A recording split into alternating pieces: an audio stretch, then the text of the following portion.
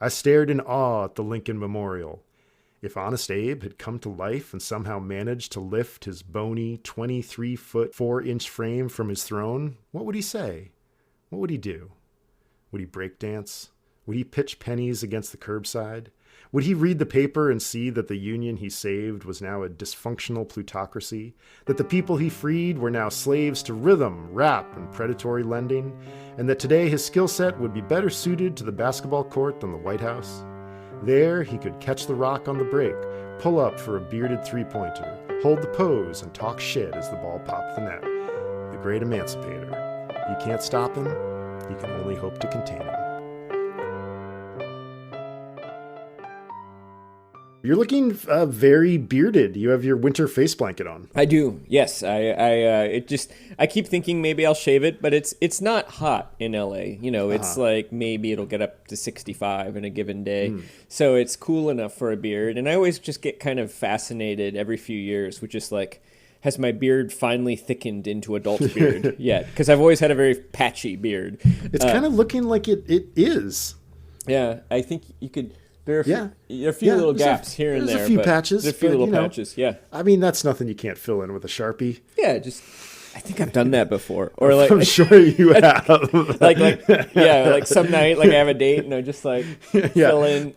Just for men, fuck off. Yeah. The Sharpie. I actually think I used one of these gel pens, like what I'm holding up right now, but a black, like a... You're like painstakingly blacking in every hair. Like just you draw like 10 little hairs, so as opposed to, because if I just made the whole thing black, that would look fake, right? That would look so odd, you have to let a little bit of skin show through. Yeah. I don't know. I grow a beard every now and then. It's a weird version of me, but I think it suits you. You kind of got like a crew neck sweater on right now. You're looking very Fisher-Ly. Yeah. Thank you. Yeah. I'll take that. Yeah, I went out. I had a little bit of a gap today, and I went out and surfed. Even though the surf wasn't great, basically caught like 2 waves. And there is a sort of like a fun, sort of rugged, like standing on a sunny day, but it's like 50 degrees and windy, and standing there with your aviators and your beard, like staring out at the surf. And I'm like, yeah, this is a good life. Yeah. 18-year-old me would have appreciated Jesse at 40x years old. But shall we talk this sellout? We're back to books. It's fun. Movies were fun. How was your adjustment of being back to books? I was a little like, oh my God, I have to like think hard about this. I mean, I actually kind of missed reading a book, having a book going for Upper Middlebrow, to the point where I actually read Ringworld again. And then I started reading The Moat in God's Eye. Just because it's like I always have a book going, and for the past year, often that book has been the Upper Middlebrow book. So that was good. I mean, this will be interesting because I feel like, I don't know, but I do know that this type of book, it is probably the kind of book that where you and I differ the most in terms of our taste. I've been thinking about that too. Without going into too much detail, this was a challenging book for me, and I feel grateful for the challenge. I'm glad I took it on. I'm not bitter about reading the book, but this is not a book that I really find most of the time pleasurable to read. Although there are moments of biting satire, even as I admire it as I'm reading it. So it's hard to say in terms of the transition. I'm very happy to be reading books again, and I have ambivalence about the book that I'm looking forward to discussing.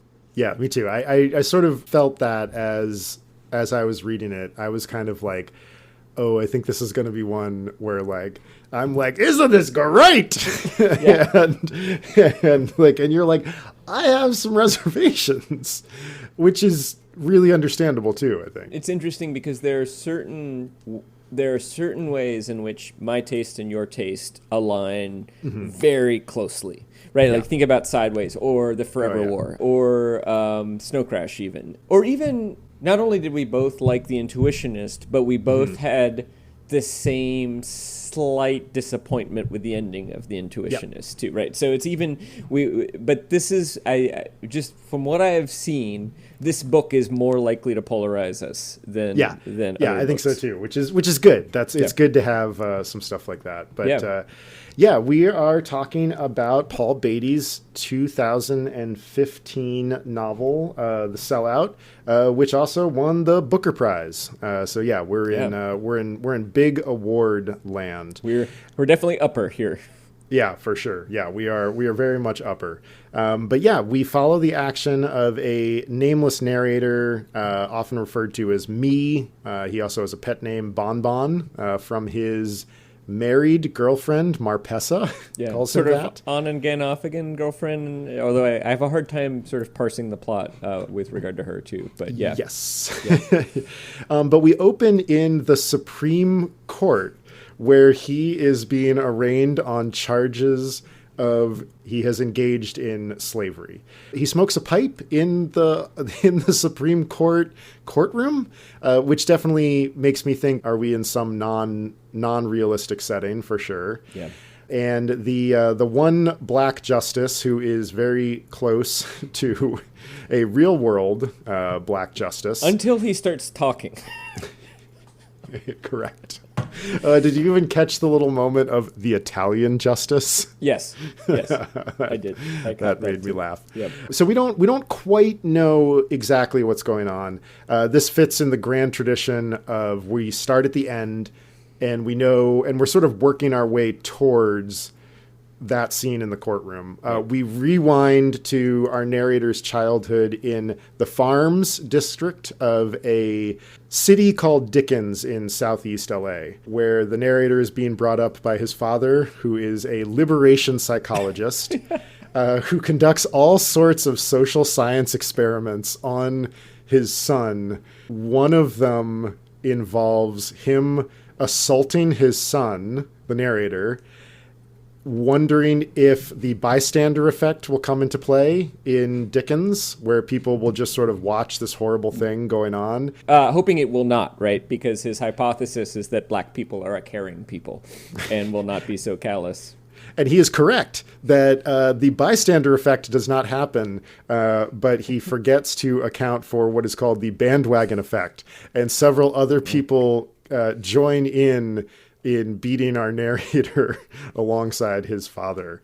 Yeah, and then I will pass it over to you for the next plot point. Yeah, he does really, really unethical and child abuse versions of like the Milgram experiment. I want to say like the Stanford prison experiment, although I don't remember if that one. But the upshot of it is he is abusing his son, the nameless narrator, sort of in the name of a kind of exploring black liberation.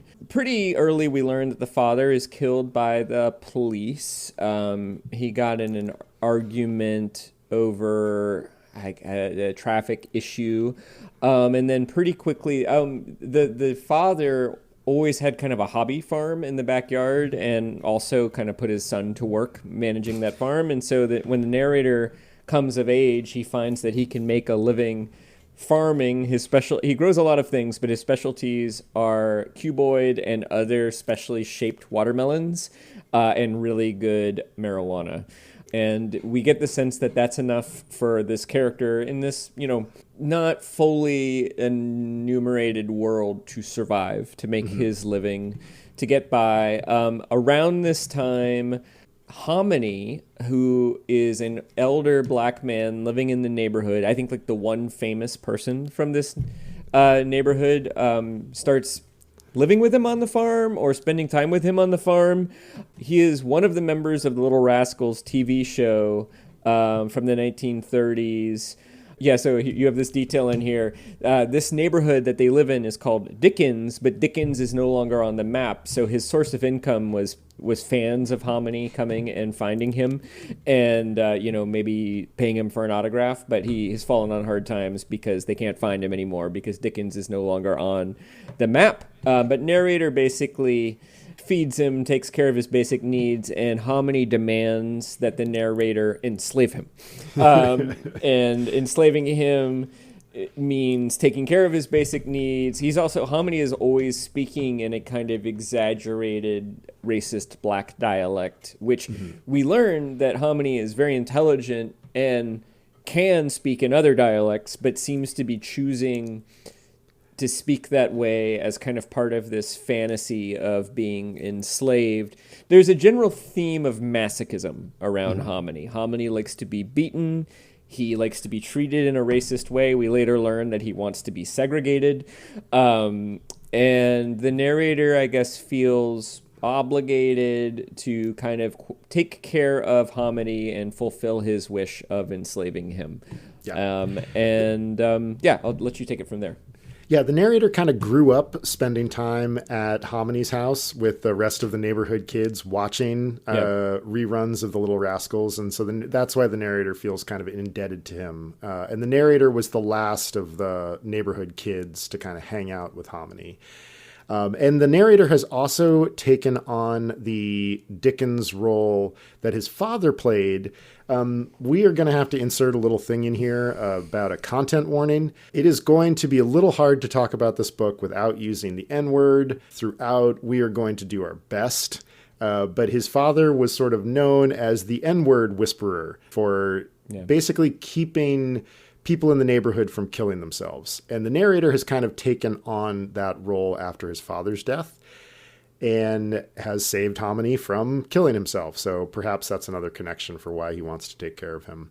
Or killing themselves, or basically somebody who's gone off their rocker and is about to do something very dangerous and destructive, whether it's kill themselves or kill somebody else, or throw a baby off of a bridge. Throw a baby off a bridge, get in a shootout with the cops, whatever it might be. The narrator and his dad specialize in sort of soothing these people, calming them down, and getting them to come back into the peaceful fold. Yeah. Partly because of Hominy's plight, our narrator decides that he is going to try to kind of reincorporate Dickens and bring it back. And this starts, he and Hominy set up a traffic sign in the middle of the night, like a perfect green highway traffic sign announcing an exit for Dickens. They redraw a border for the town with like a field painting roller. And then the narrator announces this plan to the Dum Dum Donuts intellectuals, a local think tank that the narrator's father opened. The current head of the Dum Dum Donuts intellectuals, Foy, tells him to back off, but another member, a gangster named King Cuz, encourages our narrator to kind of keep going. Hominy's birthday approaches, and the narrator enlists his girlfriend, Marpessa, to do something nice for Hominy, which turns out the narrator's girlfriend, Marpessa, is a city bus driver, and they recreate a segregated city bus. And Hominy waits patiently on it for a white person to get on so that he can surrender his seat to the white bus rider. Of course, no white person is going to get on this particular bus route, so the narrator hires an actor to play a white woman that Hominy can surrender his seat to. And then they take the bus on a wild party up to Malibu, along with, I think, like the entire staff of a Jack in the Box across from the Malibu Pier. I think also it's probably worth saying that the reason Dickens has been wiped off the map is attributed to some kind of gentrification / real estate reordering, renaming of things. Although I don't think a bunch of affluent people have showed up in Dickens. And in fact, I think to the degree that there's been demographic change, it has shifted from predominantly black to predominantly Mexican American. But there still is this sense that Dickens has been taken away by the forces of real estate, by the forces of capitalism, by the forces of racism. A little bit confusing exactly which or how, and what the ultimate effect has been. But there does seem to be some sort of, even in the moment of segregating the bus, I think it's Marpessa or somebody reports that perhaps people are starting to kind of coalesce around the idea of Dickens as a community a little bit. Like we do sense a little bit of narrative momentum in this direction of perhaps our narrators kind of mischievous and not very well planned or particularly strategic attempts to bring Dickens back might be gaining a little bit of momentum by halfway through the book. The narrator tries to find a sister city for Dickens, and to kind of, to me, this moment is just a big long joke. But Dickens is turned down by Chernobyl, Kinshasa, and Juarez, all for reasons relating to, say, in the case of Chernobyl, the environmental devastation, in Kinshasa, the poverty, and Juarez, is it the race, the crime, right? It's crime and violence. Exactly, Yeah. right. So each of these cities that are known for these things reject Dickens for essentially the thing that they are known for. The narrator in one of the last chapters we read demonstrates a calf castration for career day. Is it his sister who is the school teacher? I kind of sort of lose track. Yeah, that's one of the things I think we'll talk about. There are some moments of like cloudy action, like what's happening here, and that's one I also sort of lost track of whether that was a sister or not. Girlfriend or somebody he knows is a teacher at the school. So for career day, he's a farmer, so he demonstrates the castration of a calf as a way of getting the kids' attention. And there's one student who is very excited, and it rather gruesome scene, and that more or less gets us to the end of our section. Yeah, I mean, I think that our recap is probably as confusing and freewheeling as the book kind of intends to be. This is not a book for the faint of heart. You really need to come into this with your faculties kind of ready to go, because Paul Beatty certainly doesn't condescend to you in any way, and you kind of have to like be on your game. It is lively and dense. It's ironic. It's elusive. It's spiraling. It's a lot. Disturbing too. I mean, there are many depictions of violence. There's a lot of racist language. I mean, and I think the racist language is generally employed in an anti-racist context, but also, the narrator and the characters speak in a way that is, it's not cleaned up. Right. Yeah. There's not just racist language, but also a lot of swearing, and no punches are pulled. Yeah. There's a lot of critical energy in the book, and a lot of satire in the book as well, or there's a lot of anger, I guess I would say, in the book. Whether the writer is intending anger, the characters experience a lot of anger and hurt and bitterness, and that those emotions soak the book. Yeah, I think we could flip back to our conversations about tone and Jonathan Swift, and I mean this exists very powerfully in the tradition of Jonathan Swift, of attempting to right social and racial wrongs through satire and irony. Yeah. And I wanted to kick things off with a reading from early in the book. And the reason I picked this passage is because it gives us a sense of where we are. It's not so hard to track that it's going to not work in just a quick little reading. And this is a description of Washington, D.C. And our narrator is from Los Angeles, so he has come a long way for this. Washington, D.C., with its wide streets, confounding roundabouts, marble statues, Doric columns, and domes, is supposed to feel like ancient Rome. That is, if the streets of ancient Rome were lined with homeless black people, bomb-smithing dogs, tour buses, and cherry blossoms. Yesterday afternoon, like some sandal-shod Ethiop from the sticks of the darkest of the Los Angeles jungles, I ventured from the hotel and joined the Hajj of blue-jeaned yokels that paraded slowly and patriotically past the Empire's historic landmarks. I stared in awe at the Lincoln Memorial. If Honest Abe had come to life and somehow managed to lift his bony 23-foot, 4-inch frame from his throne, what would he say? What would he do? Would he break dance? Would he pitch pennies against the curbside? Would he read the paper and see that the union he saved was now a dysfunctional plutocracy, that the people he freed were now slaves to rhythm, rap, and predatory lending, and that today his skill set would be better suited to the basketball court than the White House? There he could catch the rock on the break, pull up for a bearded three-pointer, hold the pose, and talk shit as the ball popped the net. The great emancipator. You can't stop him.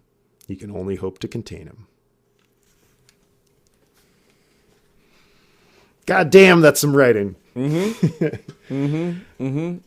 my God. And it doesn't really let up. Do you know, like it's like that level of density, that level of illusion, that level of humor, and that level of sort of surrealism too, where you're not even really sure what's happening, because the sentence spirals into this kind of suddenly we're thinking about Abraham Lincoln playing basketball, and what does that have to do with DC? It's sort of easy to lose. Why did you want to start with that reading? I mean, I thought it was a good way to get a taste of the prose. Yeah. And you're right. Like that level of writing is on all the time. It just never flags from that level of energy, which is kind of amazing and is part of the reason why this book is difficult. Like this is not a sit down in front of the fire and casually leaf through the Sellout. You kind of have to have your game on to do this. And the reason I really grabbed at that last sentence, you can't stop him. You can only hope to contain him. Yeah. A brief search of where that phrase came from led me down a list of, oh, it's definitely the Incredible Hulk. No, it's definitely about Wilt Chamberlain. No, it's definitely about Michael Jordan. No, that was on the movie poster for The Blob. And when we start talking about The Blob, then we're also talking about communism and we're talking about domino theory. And the reason I grabbed this is like, this is the level that you kind of have to operate at with this book.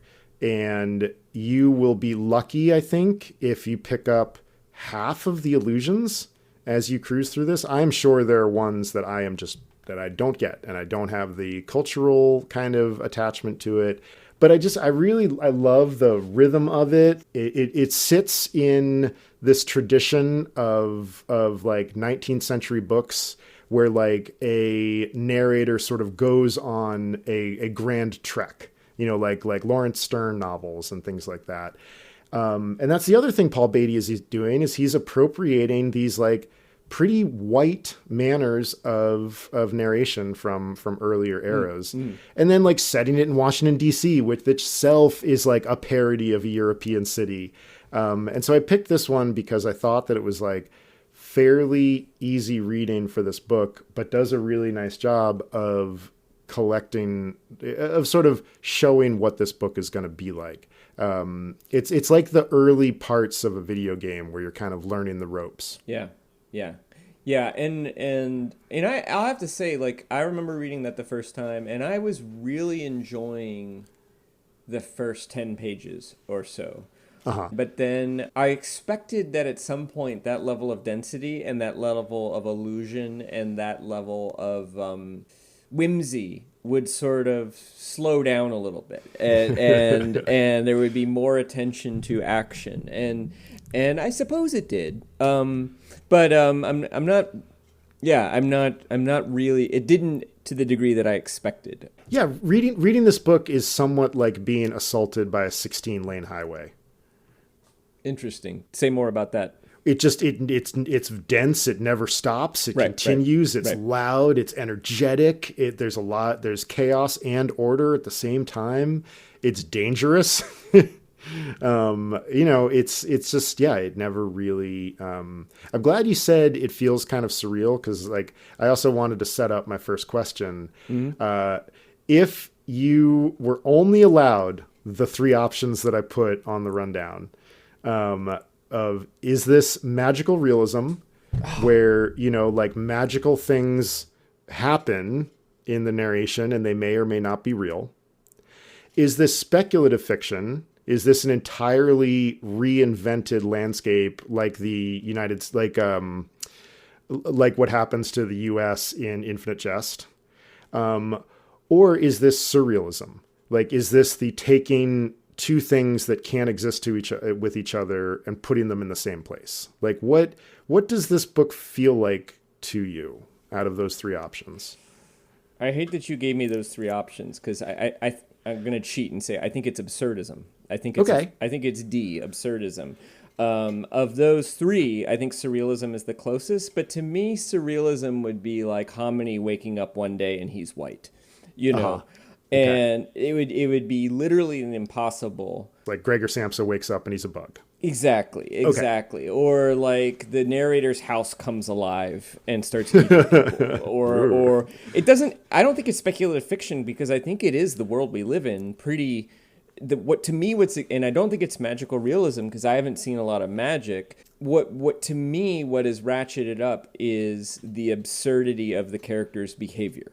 So it's, to me, the characters exist in this world, and the degree of racism I don't think is particularly exaggerated.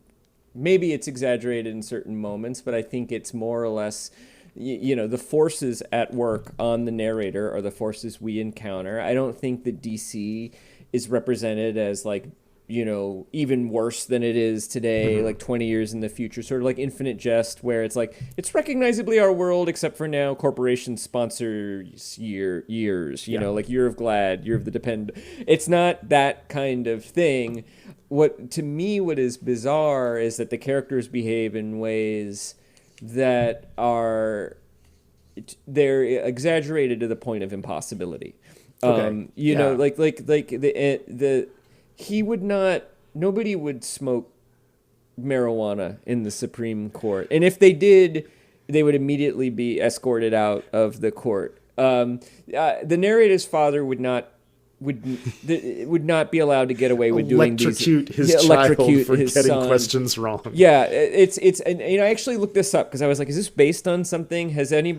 Are there examples of, a psychologist doing kind of abusive experiments on a child? And sure, child abuse exists, but that level and that degree is exaggerated. Yes, there are sadists out there. And there are characters who are probably, black movie stars who feel guilty about the kind of racist depictions they were hired to engage in to make a living. But his degree of whatever it is, guilt, masochism, there's a real kink, but it's turned up to 13. Exactly. It's turned up past 11. And everybody, it's kind of like what Justin was saying about Roald Dahl's characterization, which is like whatever the character is. Foy, do you remember Foy's last name? It's like Foy Cheshire? Foy Cheshire, right, exactly. That's right, Foy Cheshire. right, which I think is something like maybe an allusion to the Cheshire Cat. I suspect there's probably some, friendly black weatherman who has a PBS show in LA who he's an allusion to, named like, Francis Cheshire or something. Yeah. And, he's probably a direct allusion, but his particular version of kind of obsequious white black power intellectualism is cranked up to 13. Like, he kind of reminds me of people like that, but it's all being exaggerated. So to me, it's absurdism in that sense, as opposed to surrealism. Nice. Yeah, I could see that. Yeah, like things are so bonkers, like the only recourse is laughter. Yeah, I think this is farce. Okay. Although as I was reading it, and I started to not enjoy it. When we got into the first chapter, I was okay with. I was like, okay, this is the big epic chapter. It's surreal or it's absurd, but whatever. It kind of reminded me of the first chapter of Infinite Jest, where you're like, this is really weird, but what's going to happen is the book's going to create a relatively naturalistic explanation for this. And as I got into the first chapter, I started to suspect, the book it's just going to stay this weird. And I was kind of really bothered by that, but to keep myself going, the genre I came up with is this is an epic poem. This is an absurdist epic poem. And because the language is poetic, and it has and it has the beauty of poetry, and it also, calling it an absurdist epic poem allowed me to enjoy it more than I was enjoying it, because that gave me permission to just enjoy the language and the digression without worrying so much about how it all fit together and whether it fit together in a satisfying way, which I'm not sure it does. I think that's a really good way to look at it, because the epic poetry is basically a behavior guide for young men.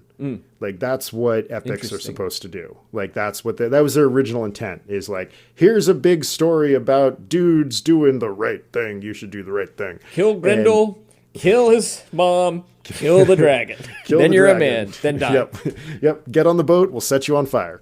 And I think that what Paul Beatty is after is that sort of like, I mean, the satire is so biting where it's like, this is a behavior manual for, like what it's like to experience this level of racism in America. Yeah. The tone of the book is angry. I like that way of kind of looking at it because it really does make it a little simpler to walk through. That nailed my follow-up question. What's your question about the neighborhood? Why is the neighborhood called Dickens? Oof, boy, I was sort of worried that this was going to be a thing. Your text alluded to your having thought about this to some. Yeah, of course. Like, Yeah. I mean, and I was like, oh yeah, we could call this like faintly Dickensian, which itself is a joke that requires knowledge of like mid-Atlantic small universities. And I mean, so, okay, we know that we've got a Dickens allusion when he brings the map to the Dum Dum Donuts intellectuals group, this little like zoning map of Dickens, what's on the inside and what's on the outside. And one of the things that's on the inside is the worst of times. And one of the things that's on the outside is the best of times. I missed that. That's really good. The book is so dense that there are wonderful moments like that probably go by the first time. Oh, it's so good. It's like, is it an actual connection to Charles Dickens? I think yes. The structure of the book is similar to a Dickens novel in that we're following kind of a singular narrator through trials and tribulations. Beginning with childhood and going into adulthood. Yep, exactly. The names are sort of over the top, just like you would expect in a Dickens novel. He's an orphan. He loses his father, which is a common trope. Every Dickens novel does the character lose his father? I'm not sure. Probably. Or becomes estranged from his father or something like that. Dickens must have had like a badass side role, like side life as a D&D player, because like you got to get rid of those parents. You can't can't let the DM have anything over you. I am tentatively saying that yes, it is a connection to Charles Dickens, but I am worried that I'm wrong. That's too barefaced an illusion. Well, so I mean, what are the options, right? I mean, the options you've enumerated. One option is he is saying this is a Dickensian novel. Like, I just read Barbara Kingsolver's Demon Copperhead, which is clearly a Dickensian novel. The Diamond Age, which we read about a year ago, is clearly a Dickensian novel. The Goldfinch, Donna Tartt, is clearly a Dickensian novel, and all three are consciously so. So that's option one. Option two is that the worst of times, the best of times, he's saying something about the nature of poverty, because Dickens is the great 19th century narrator of poverty.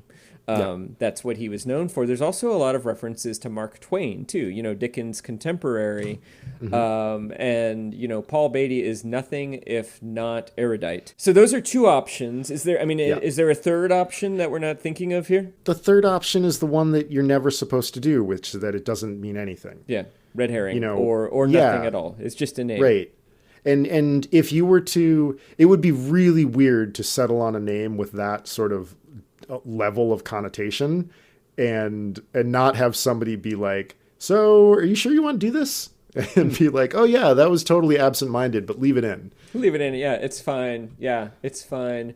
I mean, what's weirdo is that like those three that I just gave you, Demon Copperhead, The Goldfinch, The Diamond Age, this is, first of all, this novel's not that long. Like Dickensian novels are usually long. Yeah. And secondly, the thing that this novel does not have, that those novels do have, I think to me a real feature of a Dickensian novel is the narrator, particularly as a child, experiences a series of parental figures, all of whom have different strengths and weaknesses.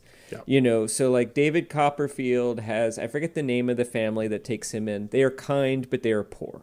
you know, and they can't really look after him. And then at a certain point, he finds his grandmother, and she is harsh, but she is wealthy, and she's harsh, but she's fair and takes relatively good care.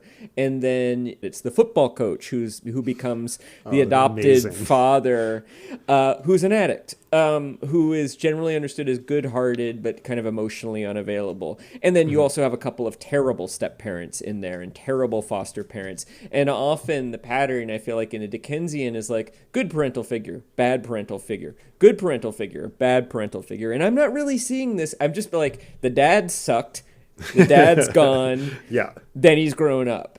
So I'm not really seeing the connection to a Dickensian novel, even though maybe there are other aspects of a Dickensian novel that, I mean, certainly the coming from poverty. Yeah. The courtroom scene, like that's got like a real sort of like overblown kind of profundity to it that has like the same sort of feeling of like any of the courtroom scenes in Bleak House or any time that Dickens novel heads into a courtroom. Yeah. Okay. And then, I mean, there is, Hominy is kind of a parental figure too, but I don't know. It just doesn't, so yeah, I don't, to me, it feels a little mysterious still. Yeah, and I think there's a lot about this book that's a little mysterious. Yeah. There is, for all of its density, there are parts of it that kind of hang out in an abstraction that is sometimes pleasant and sometimes dislocating. There was like a section where he was talking about Marpessa, and I could not for the life of me figure out if we were in flashback or real time. Yeah. And there's a few moments like that where you just, and I think it's probably more me than him, where like the thread is so intricate. Yeah. Well, I mean, okay. I mean, I'll just put my cards on the table right now, because I feel like we're building to this and we have other things we want to say, but I can't tell if I am outclassed by this novel, if I am not culturally. That's one possibility. Like, its complexities are just too much for me. 2, I'm not outclassed by it intellectually, but I'm not culturally competent to fully understand it. Or B, or C, is it kind of a brilliant mess? Is it an assemblage of brilliant moments suffering from the lack of a real master plan? And I think it's tricky because it won a Booker Award. And also because I'm a white man and this is a black writer, my concluding that it's a brilliant mess could just be my own inability or even discomfort with the subject matter, or it could be a brilliant mess. and I also think I'm not interested on Upper Middlebrow. Like, this is our fun podcast and we enjoy books, but honesty is really, really important to me, you know, and I refuse to pretend to enjoy something and I refuse to pretend to get something that I don't actually get. I think that's counterproductive too. So that's what I'm struggling with halfway into this book. Yeah. I think all of those things are possible and plausible, and they all could be true. Like, there are moments where I feel deeply outclassed, where I'm like, boo, like this is very good. This is very smart. Clearly he's read, everything. And then, there are times where it feels like it is a beautiful mess. And then I would guess, given the level of intelligence that's behind this, I think that is probably intentional. And I would guess that he is maybe trolling us a little bit. Maybe. I think that is probably something else that's going on here. Yeah, I have a reading that I picked just for like the beauty of the prose. So maybe we can sort of luxuriate in that. Yeah. Before you do that, I will just note there's definitely a pattern where if we both identify a potential weakness, you are more likely to suspect that it is intentional on the author's part, and I am more likely to be skeptical of that and think, maybe they're just not perfect, and maybe it's just not quite fully realized. Yeah, Yeah, which I think it's fair. I think that's good that we have those two leanings. And the reason I land on the intentional one here is like I'm blown away by this dude's intellect. It's really impressive. So this reading is from the period they're on the segregated bus. And Marpessa has just figured out that the narrator has hired this actress to play the white woman. Reading, actually, too. This was one of my favorite moments. "What's your name?" Marpessa asked as she cajoled the bus northbound onto Las Mesas. "Laura Jane?" "Well, Laura Jane, I don't know how you know this fertilizer-smelling fool right here, but I hope you like to party."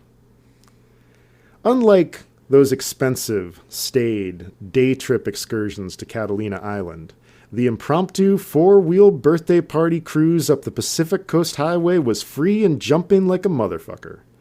Our highway next to the ocean liner had all the amenities.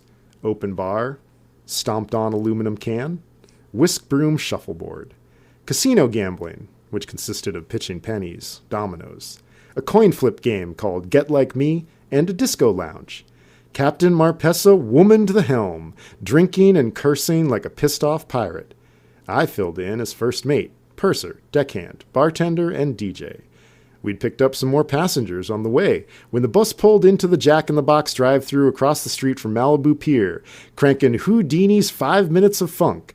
And when we ordered 50 tacos and a shitload of sauce, the entire night shift quit on the spot and climbed aboard, aprons, paper hats, and all. If I had pen and paper and the bus had a bathroom, I would have posted another sign. All employees must wash their hands and their minds before returning to their lives.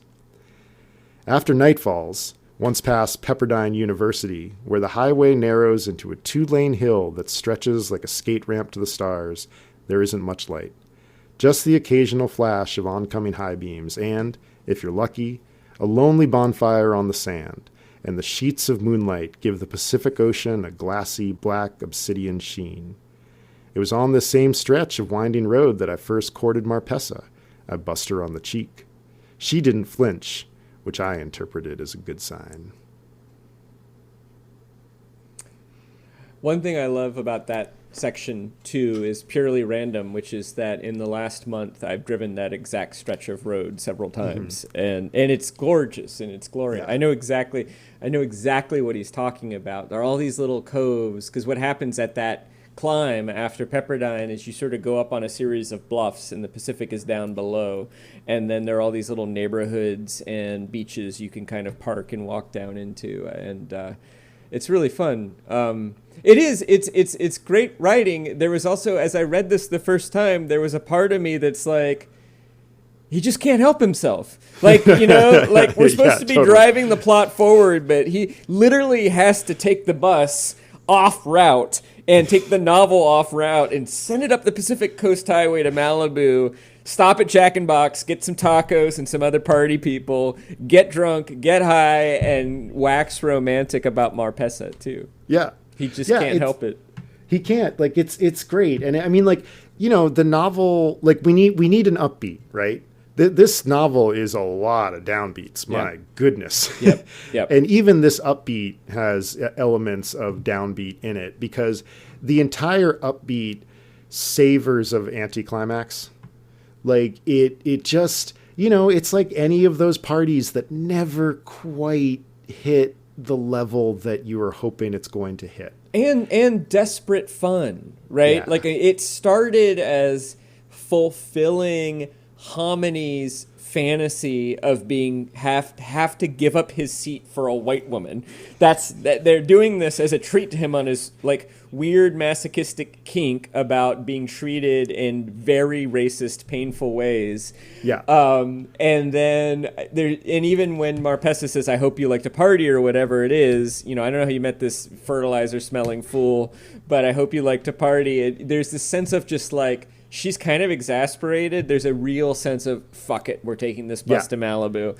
And they flood the bus. Yeah. Like the dispatcher keeps being like, "Where are you?"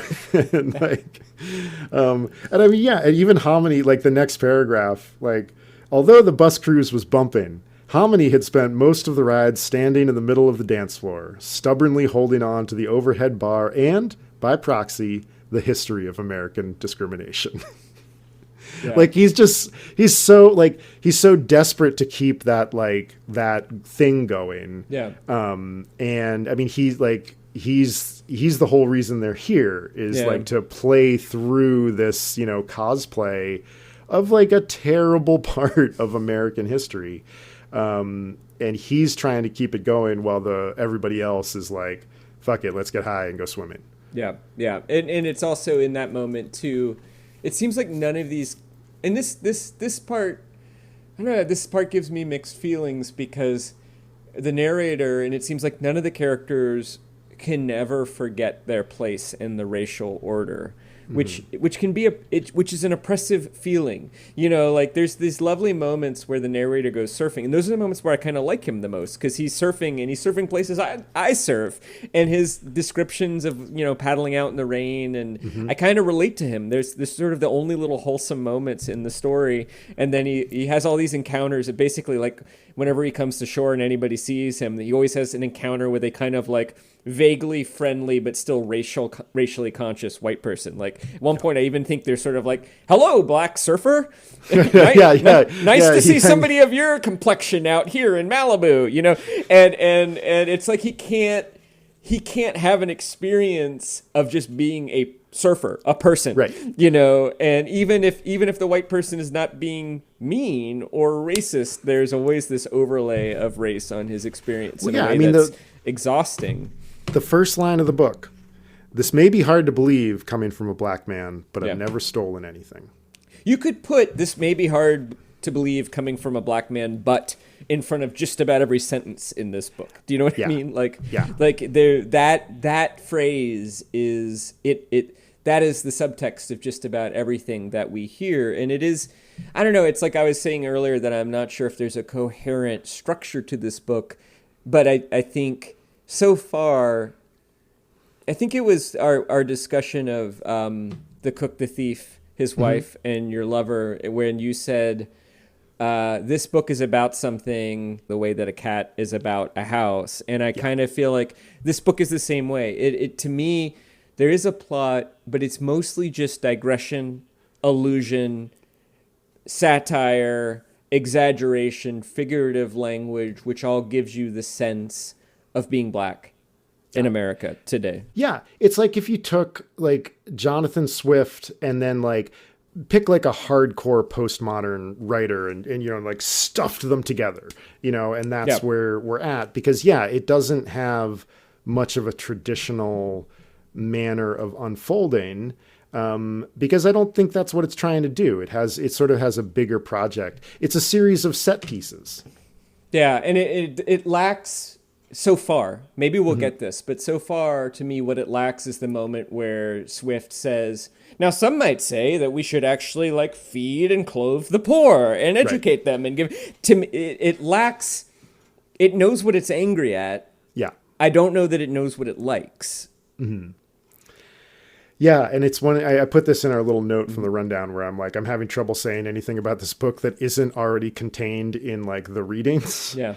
And, like perhaps I moved past some of those moments, but there's so much good. There's so much excellent writing and like deep allusion, that it's hard to keep track of the moments when the plot sort of pokes its head up out of all of the rest of it, which I really enjoy. Like I really enjoy this kind of collage of allusion and tone and satire. Like I really dig it. But I also understand there are moments where where in reading it, I was like, I don't know what the plot is here. Like we seem to be spending quite a bit of time with this character named Hominy. Right. Yeah. And again, I think we've enumerated this.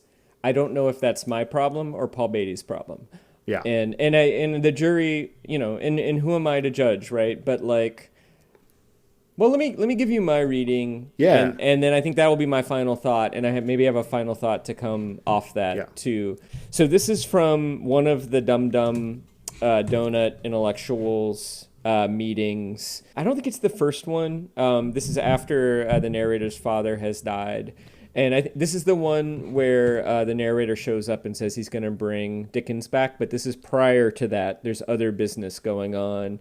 And so what happens is Foy Cheshire, who's this kind of like pretty successful local black television sort of impresario type, who's very much committed to advancing black causes, but in a way the narrator finds very annoying. I think partly because it has an element of kind of black respectability politics, but then also in part because I think the narrator feels like it's more concerned with the surface of things than the essence of things, and that's what this reading is going to get at. And so Foy addresses all the other dum-dum donut intellectuals. By the way, there is a chain donut shop in Southern California called Yum Yum Donuts. I'm not sure. Oh, if you know okay. about That's that. got to be, that's Yeah, 100%. But also, I mean, Paul Beatty and the narrator not resisting the opportunity to poke a little bit at the Dum Dum Donut intellectuals as well. He's holding up Huckleberry Finn, The Adventures of Huckleberry Finn. He says, he held one aloft, addressing his audience in an affected Southern Methodist drawl, even though he was from the Hollywood Hills by way of Grand Rapids. One night, not long ago, Foy said, I tried to read this book, Huckleberry Finn, to my grandchildren. But I couldn't get past page 6 because the book was fraught with the N-word. And although they are the deepest thinking, combat-ready 8 and 10-year-olds I know, I knew my babies were not ready to comprehend Huckleberry Finn on its own merits. That's why I took the liberty to rewrite Mark Twain's masterpiece. Where the repugnant N-word occurs, I replaced it with warrior, and the word slave with dark-skinned volunteer. That's right, shout the crowd. I also improved Jim's diction, rejiggered the plot line a bit, and retitled the book The Pejorative-Free Adventures and Intellectual and Spiritual Journeys of African-American Jim and his young protege, white brother Huckleberry Finn, as they go in search of the lost black family unit.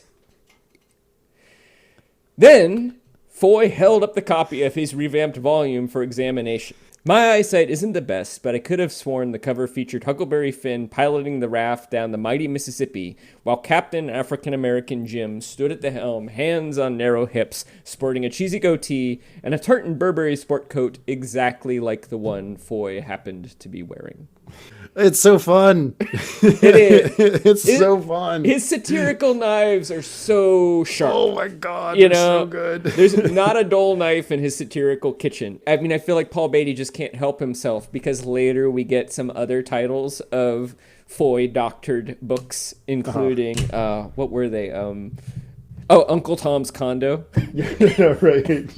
Yeah. And I mean, I think I understand the satire here in this case. And this is one of those matters that I think is tricky for white people, because this is really an argument within the black community about how best to liberate or advance the cause of black people, and it's not something I feel comfortable weighing in on. But I also think it's probably interesting for everybody else to sort of know that this debate exists. Yeah. And I don't know, is Paul Beatty, does he have the exact same attitude and tone as his narrator? I don't know. I think maybe this would be one of my critiques of the book, is that because the narrator also is sort of the butt of satire, I think. It's sort of like everybody is. So the satire sort of bursts forth in this book like a fire hose, just sort of spraying down everything in sight. And I do feel like that leaves me sort of wondering maybe what might be, what the tone of the book might suggest is positive and good and worthy of striving for. I don't see much of a glimmer of that right now, other than maybe something embodied by bringing Dickens back. But I find that a little bit confusing. But I do think, he is, if you assume that Paul Beatty agrees with his narrator here about the absurdity of Foy, and I think so, because Foy Cheshire is rendered so ridiculous in this moment. There's this sort of debate about, should we read Huckleberry Finn even though it has racist language, or should we protect our children from it? It's kind of a generational thing right now. It also relates to the use of the N-word, and should that word be excised from the record, or should it be confronted in its various contexts so it could be understood? And I think most people would give Mark Twain credit for the message of the adventures of Huckleberry Finn being ultimately anti-racist, in that Huck Finn, as I recall, his growth as a character comes in the moment where he decides he's going to help Jim escape slavery, even though I think he says, even though I know I'm going to hell. But what we might take is, even though he knows he's going against the dictates of the structures of his society, which is moral courage. And if that is the growth of Huck, the white protagonist, that is a kind of growth towards anti-racism. And so even when the racist language appears in that book, one senses that it is being used by, if it's Huck, if he's an unreliable narrator, that it's being used critically, the author intends a sort of criticism of the racism in the book, even if it is uncomfortable, and maybe there are some racist attitudes that sort of creep in the depiction of Jim too. So that's an interesting debate, and I'm sympathetic, I think, to what Paul Beatty is saying about it. But I also, at the one hand, I love the satire, but on the other hand, I find myself, there's also, I find myself sort of wanting somebody to stand up for the Foy Cheshires of the world, for that point of view. I feel like there's a lot of anger here, and maybe not a lot of what's the opposite? A lot of wholesomeness, a lot of, I don't know that there is a social good that is being articulated that we should be pointing our bow at. I only feel like I'm getting a sense of what we should avoid, if that makes sense. Well, and that might be the point, like the point might be that in these particular circumstances, social goods are not possible. There's this moment where the narrator is describing them listening to Al Green's Love and Happiness. I don't have the exact moment or the reading queued up, but the sense that you get is that concepts like love and happiness are concepts that are only accessible within the bounds of like an Al Green song, that they remain a fantasy for this particular like socioeconomic like realm. And so I think it's possible that might be the point, that there isn't a social good available. In probably the next page or two, the narrator's left and he's talking to King Cuz, and he asks King Cuz, like, why do you go to these meetings? And King Cuz says, it used to be I'd go to listen to your father. Rest in peace. That guy ran deep for sure. But now I go just in case these dumb Edwards get the notion to actually set foot in the hood, blowing the spot up and all. That way I can at least give the homies some Paul Revere-like advance notice. 1 if by Land Cruiser, 2 if by C-Class Mercedes. So good. The bougies are coming. The bougies are coming.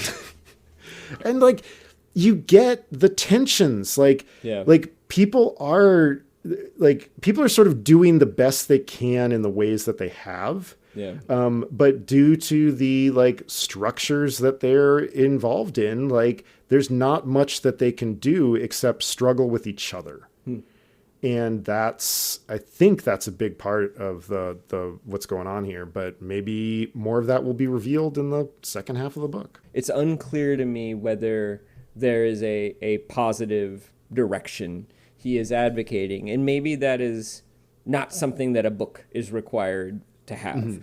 I definitely feel like it's something, when I'm reading satire, I look for it. I think I saw it in Parable of the Sower. I think I saw it in The Intuitionist. I think I even saw it in The Fifth Season.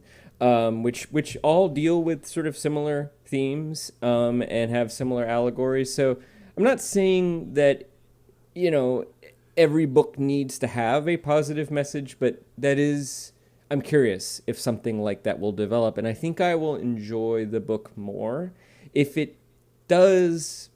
I find that it does have something that feels coherent to me to say. Yeah. But it's also possible that it does, and I'm just missing it because I'm too thick. Well, I think, you know, put up against the power of Paul Beatty's brain, I think all of us are probably a little thick. Yeah, yeah. You know, so like it's you know, we're in the same problems of Jennifer Egan or David Foster Wallace or people like that who are just so smart. And like David Foster Wallace was the same way. Like he couldn't help himself in some set pieces where he was just like, I have to put this in. It's too funny to me. Yeah. And, you know, and I hear you, like the world is terrible enough, and it is sometimes the realm of fiction to give us a break from that. And a lot of the time I would prefer my world of fiction to give me a break from that. And I can understand that and still respect and admire the books that are angry enough that they want to take the terribleness of the world and extend it and amplify it. So maybe a few more people will see how terrible things are. Yeah, that does make sense. And I think that even if I don't end up enjoying the book overall, I think I will be enriched by it. Yeah. Even if it's for sure. hard to get through it. Let's go to trivia. Okay. Several A-list child actors auditioned for the Little Rascals, but didn't even get a callback. Yeah. Which of these three actors did not audition for the Little Rascals in the 1930s? Was it really the 1930s? Yeah. I went and looked. There's a lot of Little Rascals. Was it like a radio show before it was a television? It's like television show. A lot of TV. I mean, there was stuff up through the 50s. Like there's a lot of Little Rascals out there. When did television? I thought there wasn't really television until the like 50s or the late 40s. Maybe they were like theater shorts. Or I could see them as they could be like little reels that you'd see before the main event, the main show, something like that, or radio Little Rascals. Okay, wow. So they must have the actors must have grown up and they must have had a lot of new Little Rascals at any given moment. Yeah, the article parsed all the list of actors that have taken part in the Little Rascals is long. It's pretty amazing. They replaced cast members. So when Hominy is talking about random Little Rascals I'd never heard of before, that could be accurate. That's not. Oh yeah, Darla Hood is a real actor. And most of the ones that he talks about are all real. Wow. Yeah. So you're picking the A-list child actor who did not audition for the Little Rascals. All right. Was it A, Judy Garland, B, Shirley Temple, or C, Mickey Rooney?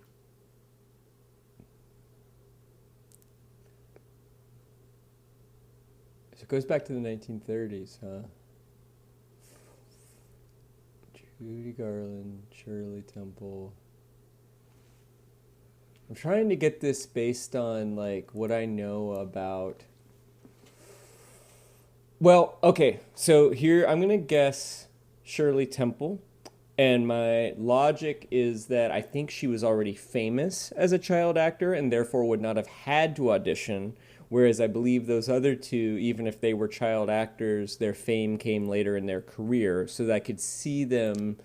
The Little Rascals would be sort of like somebody being like a Mickey Mouse kid today. I could see that as a training ground. So I'm going to guess Shirley Temple was the one who did not. That is great reasoning, but it was Judy Garland who did not audition for the Little Rascals. Both Shirley Temple and Mickey Rooney auditioned and didn't get called back. Which was probably a good thing for both of them. Yeah, I think that was probably beneficial. They turned out okay. Wow. Wow. So I wonder if there was ever a radio version of Little, like Yeah, a lot I'm of the interested early in TV that. shows. I think there was a Honeymooners radio show before there was, and there was a, I saw, I don't know if you watched the Lucy sort of biopic with Nicole Kidman recently, but there was a I Love Lucy live radio stage show before the TV show too. So a lot of things started out as radio. Okay, so as you pointed out, one of the ways the narrator makes his living as a farmer is by selling different shaped watermelons, including, I believe, Jesus-shaped watermelons at Christmas and Easter, but often square watermelons. And I was curious about that, and it turns out, sure enough, square watermelons are a thing. Yep. And they're actually quite common in a particular country. So which of these countries is the country that is most noted for having cube-shaped watermelons widely available for sale at, quite often? I'm not saying you couldn't get them anywhere else, but there's one, whenever you look it up, there's one country where they're like, oh yeah, they're everywhere here. Is it A, Japan, B, India, C, Egypt, or D, the planet New Caledonia? I was waiting for it. As you were reading the question, my brain was just like, Japan, Japan, Japan, Japan. So I'm going to go Japan. How did you know? I mean, you're correct, but had you heard that, or does it just figure somehow? I don't know. Like, maybe I did hear it or something like that. Yeah. And I'm worried that my rationale will quickly drift into like sort of ethnic or racial profiling of, but like, Japan is a small country with a gigantic population. Right. And they are also, Japan is also very well known for being very efficient with like storage and spaces. True. And things being like clean and well organized. You only have so much space for watermelons in the fridge. Right. There's a huge waste of space. You don't have room for an ovoid in your refrigerator. Spheroid fruits. Yeah, unless you could somehow grow whatever the negative space of an ovoid inside a cube that you then put... It's like weird three-dimensional mesh melon. Yeah, this is a melon designed to fit next to us, a spheroid watermelon or a ovoid watermelon. Yeah. Well, and I think the other thing about Japan is that cube watermelons are largely considered decorative, and they can be quite expensive because they're kind of hard to grow. And of all of those countries, Japan is by far the wealthiest in terms of per capita income. So people have a little more Japanese people would have money to spend on a cube watermelon than you would find in those other places. Well, everybody, thanks for hanging out with us tonight and reading along with Paul Beatty's The Sellout. Next up, you will hear part 2. Remember, we're back to 2 episodes per book of Paul Beatty's The Sellout is what is coming up next.